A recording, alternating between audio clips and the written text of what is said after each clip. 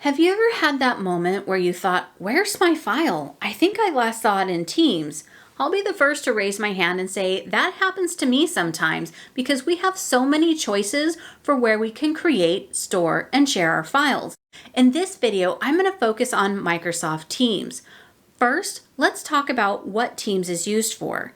It's a collaboration tool where you can host meetings, post messages for everyone in the team to read, create and share files, as well as have private chats between you and one or more people. But no matter which feature you're using, if you create and share a file, it's going to be in the Files tab associated with that meeting, chat, or team. This means that sometimes it's easier to find files in Teams and everyone can edit them together. Think of Teams as the vehicle that you would choose if you were planning a road trip. Conjure up an image of a large SUV or RV. There's plenty of room for everyone, even guests, if your company allows guest access in Teams. Also, there's plenty of file storage. Teams can be ideal for storing files that will be shared with people who collaborate often and are willing to join the same team. So let's take a quick look at how we can access Teams. To access Teams from the web, go to office.com and log in how you normally would with your company's credentials.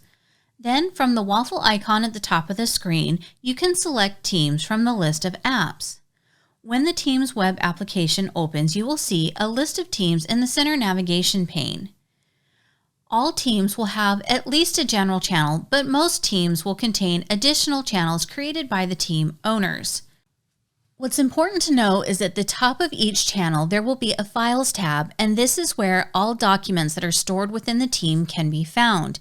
Each member of the team will automatically have access to read and edit these files. If you want to see if there are files in additional channels, you can just click on that channel and go to the Files tab. But I have a tip for you. Every team is underpinned by a SharePoint document library. If you click on Open in SharePoint, the document library opens and it will be in the folder associated with the channel you were in. If you click on Documents in the menu path at the top, you will see folders for each of your channels. This can be a faster way to search for a file if you can't recall which channel you saved a document to.